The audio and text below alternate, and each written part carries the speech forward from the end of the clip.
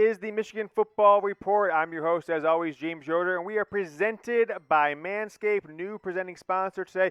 Make sure you support them. Got a great new product launch we're going to talk about here a little later in the show. Clean up downstairs, guys. You don't want your girl going down there, and it's a jungle of hair and all that stuff.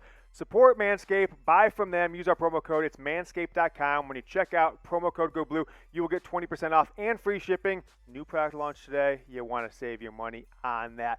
We are going to talk today about Michigan football stadium capacity. Is it not going to be 100%? Again, I don't know why. We'll talk about that in a second. Also, we're going to talk about some movement in the recruiting department. Could Michigan be on the verge of another hire? Later in the show, talk about the NFL draft. 4, 5, 6 days ago at this point. How does it impact Jim Harbaugh's ability to recruit?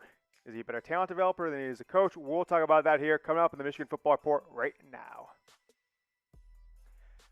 Limited stadium capacity. Again, that is the fear that I have based on the email that Michigan Athletic Department sent out to all season ticket holders like myself over in the past few days. And I don't necessarily blame Michigan for this one because this is the guidance and the guidelines of Gretchen Whitmer, governor of the state of Michigan, and what they're putting into place to allow, frankly, businesses to even be open yet. As someone not living in the state of Michigan currently, I thought that was a little bit eye-opening, given most states already have had that for months at this point.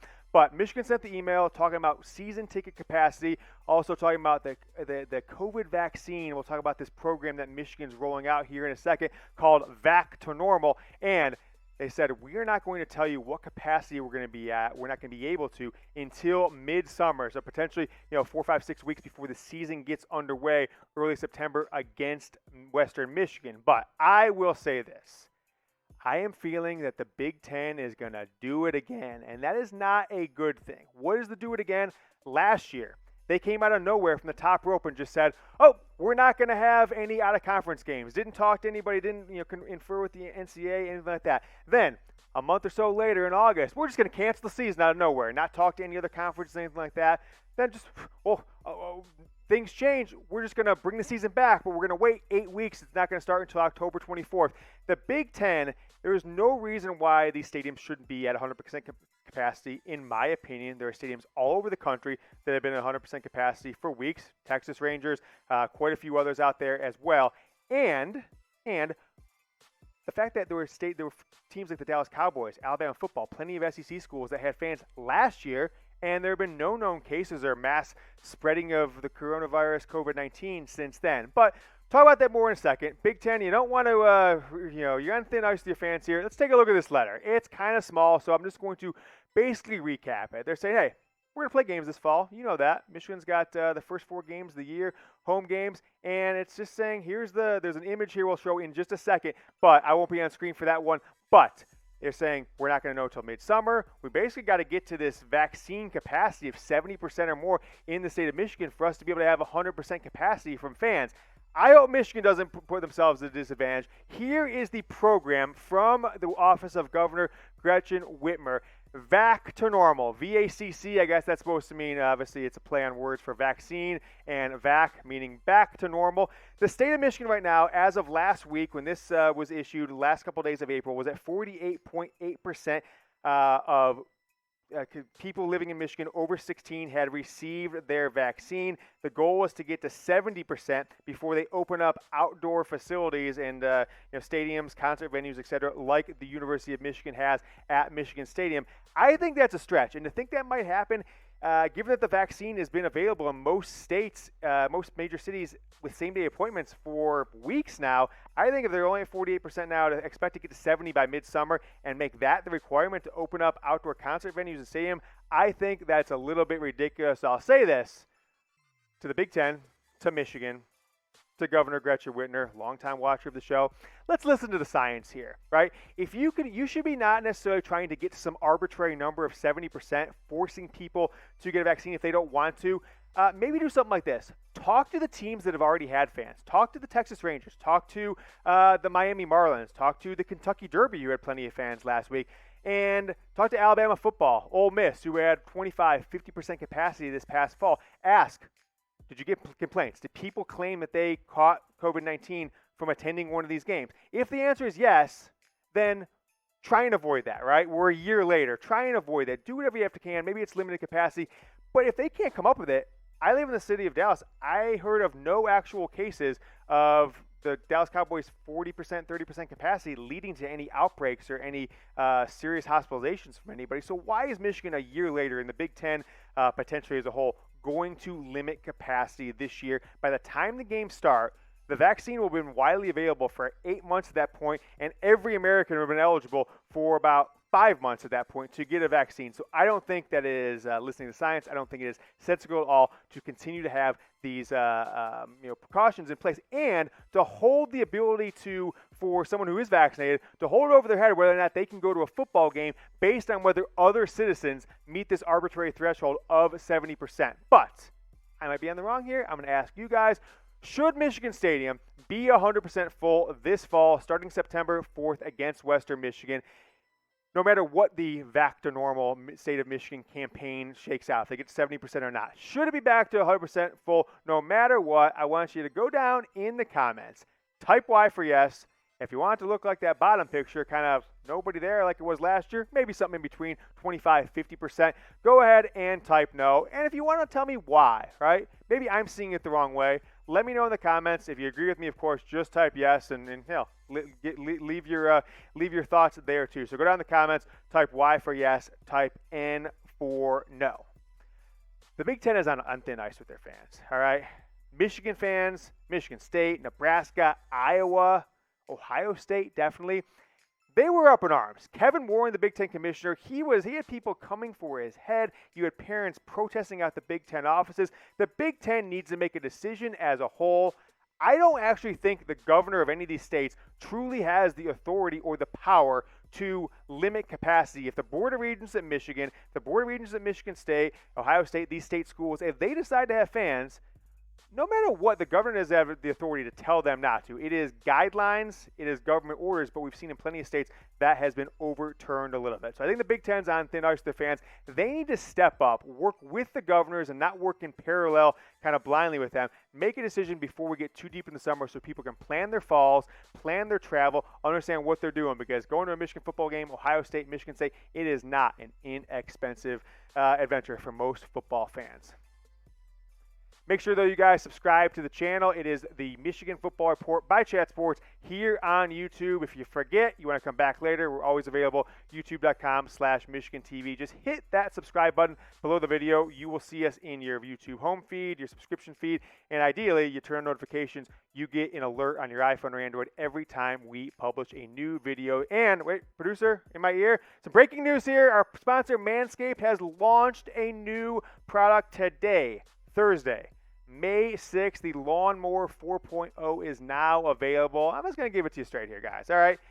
This is an awesome product. You get 20% off and free shipping using our promo code GOBLUE. 20% off, free shipping using our promo code GOBLUE when you go to manscaped.com. The Lawnmower 4.0, it's got 3 different adjustments on it. So if you don't want to go down to the skin, that's fine too. You just want to trim up down there. But let me just give you some advice, one guy to another.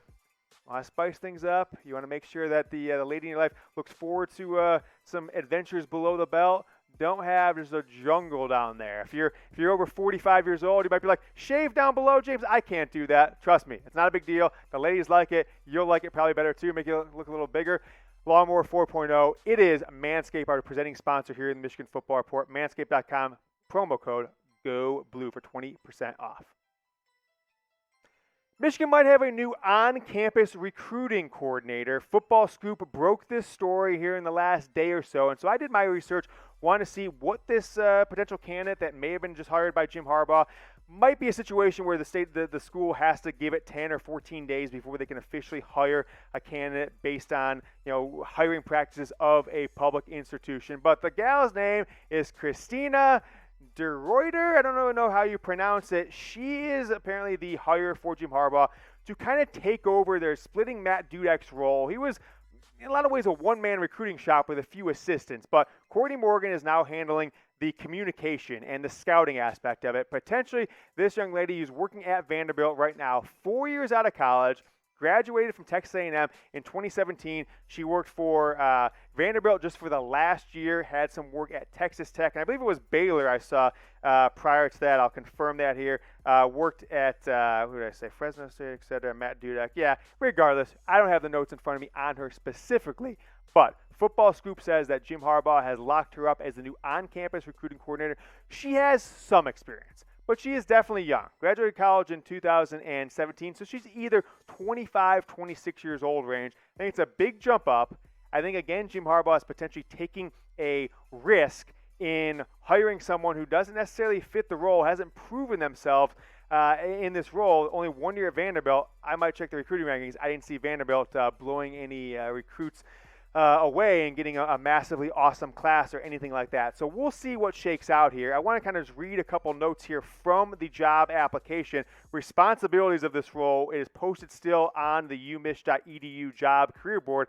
Oversee and execute all campus recruiting efforts to prospective student athletes. You're responsible for maintaining relationship with vendors, hotels, restaurants to establish relationships with prospective student athletes and their coaches and families, and you assist the camp director with organizing the institutional summer football camps. You'll help out with other things, but in a lot of ways, daily logistics, just reading through this in general. When the kids come on campus for an official visit, for an unofficial visit, anybody's on campus, if they're thinking about coming to Michigan as a football player, she is responsible for making sure they have an awesome time from the time they hit the floor, they're playing, whatever it is, their transportation, going out, etc. That's going to be her job. I'm guessing she's incredibly personable. I'm guessing she's incredibly organized, makes parents feel good, makes prospects, feel comfortable with their visit to Michigan. We will see what happens. But I don't necessarily think I have a ton of confidence in what Jim Harbaugh is putting forth with his recruiting department because of the perceived failures of Matt Dudek not keeping up with Ohio State. But I'm going to ask you guys this question. What is your confidence level in Michigan's recruiting department right now? Go in the comments, let me know. I'm putting in about a 5, right? They're not terrible by any means, but let me know on a scale of 1 to 10. The reason it's a 5 is because they've fallen so far behind Ohio State in future prospecting and scouting players a year or 2 classes from now, from getting an early jump on the junior and sophomore classes, from the rave reviews that players have when they leave campus. I think Ohio State is kind of taking theirs to another level, dominating Big Ten recruiting lately. But did Matt Dudek do such a bad job? Let's just take a glance, right? His first full recruiting class, he was hired summer of 2017, so that next February in 2018, he took over a class coming off a poor season, Jim Harbaugh's first season of more than 3 losses in that 2017 campaign. So the 2018 class, they struggled. Number 22 overall, not a great class. Rebounded back in 2019 with the number 8 class, 2020 with the number 14 class, and then this past year class, they were like number 10 or 11 in the first when the recruiting signing day happened. But a few classes added players after signing day, so Michigan has fallen down to number 13 in the final rankings for the 2021 class. By contrast, though, 2018, Ohio State number 2. 2019, the year between Urban Meyer when he was out the door, Ryan Day coming in, they dropped to 14, so a little bit off for them, but followed up with number 5 class in 2020, number 2 class in 2021. So they're top 5 class in 3 of those 4 years, including 2 number 2s, and right now they have 12 commits for the 2022 class. 3 of them are 5 stars. None of them are from the state of Ohio. 2 kids from Texas, a quarterback and a wide receiver, and the number 1 cornerback in America, a player out of Jacksonville, Florida. So 3 5 stars for Ohio State, number 22 class in the country. I think that's why Matt Dudek's out the door, is because they couldn't compete with Mark Pantoni and Ohio State. I believe that Ohio State is the absolute minimum Michigan needs to be operating at, because Ohio State's already got all the momentum. They've got the better players right now. They've probably got the better coaching staff all in, whether or not you think Ryan Day has proven it or not. 2 seasons, he's gone undefeated back-to-back, made the playoffs both years, 1 semifinal, 1 national title game. I think his on-field coaching has been proven out. Jim Harbaugh's hasn't, especially the last couple years. And so if Michigan's going to catch Ohio State or even compete with them, it hasn't been a competition since 2017, you're going to have to recruit at that level. And to do so, you've got to identify prospects early. You've got to have the best on-campus experience. You have the best communication off-campus. Hopefully Courtney Morgan and this new hire, the lady from Vanderbilt, do the job. Do you want to get your mom on our next show? Probably won't be until, might be Friday, but probably won't get enough photos in there. But once I get enough photos, want to do a special Mother's Day tribute. So if you spend Michigan football Saturdays with your mom, if she rocks Michigan gear, if she goes to Michigan Stadium, or if she just wears the gear sometimes to make sure that you know you're supported in your fandom, send me photos. We'll put them together with some nice music. All the moms of Michigan football, tweet them at me. Either tweet them at me or DM me on Twitter. It's at James Yoder. Photo of you with your mom, photo of your mom by herself. It's not a MILF thing, trust me. I'm just trying to show love to the moms out there. So send me your photos of your moms wearing Michigan gear. We'll put together a montage for a show coming up. But let's talk about the NFL draft, okay? Michigan had 8 players drafted. Now, it is really surprising how little those players were used or were able to play in this past season. And it's actually, I mean, it's frankly just wildly surprising to say the least. So I'm going to kind of walk through them. Kwity Paye. What did he play? 3.5 games before he got injured this past year? All right, cool. Kwity Paye, number 21 overall to the Indianapolis Colts. Then round 2, you get, I'm missing that. Round 3, I'm sorry, Jalen Mayfield. He got injured last year, so he didn't even play a full season. When he started 4 games, I believe it was. Nico Collins, that same round, did not play last season. Ambry Thomas, also 3rd round, did not play last season. That's pretty surprising, if you ask me. You go on, former Michigan football player James Hudson went to Cincinnati. He got drafted in the 4th round. Keep it rolling here. Cam McGrone. He got hurt, right? He didn't play. He only played really 1 full season as Michigan in 2019, his redshirt freshman season, and then was battling injuries last year. Ben Mason wasn't even a starter last year. Chris Evans was not a starter last year. Really was never a starter his entire Michigan career. And then Cam Cheeseman, Michigan's long snapper, I don't think you can consider him a starter. He sat out last year. He still had a couple years of eligibility left in Michigan, decided to go pro and got drafted, which was really surprising. So of those 8 players, you don't even have a player of those 8 that played the full season last year. So maybe Jim Harbaugh gets a little bit of a pass for a 2-4 season, but with as little emotion and as little of a game plan it seemed like they have losing to Michigan State when you're 20-some point favorites at home, that was unacceptable. But 8 players drafted by Michigan. What was that, Tom? How long down? Was that number tied for 5th with Florida, I think it was? Ohio State, Alabama had 10. A school or 2 had 9. Michigan there tied with Florida with 8 players. Coming off last year, tied for 2nd with 10. Good run Michigan's had here drafting under Jim Harbaugh, getting players drafted. But it has got to start paying dividends on the field of play. But that is where I digress today. You've been watching the Michigan Football Report by Chat Sports. Until next time, go blue.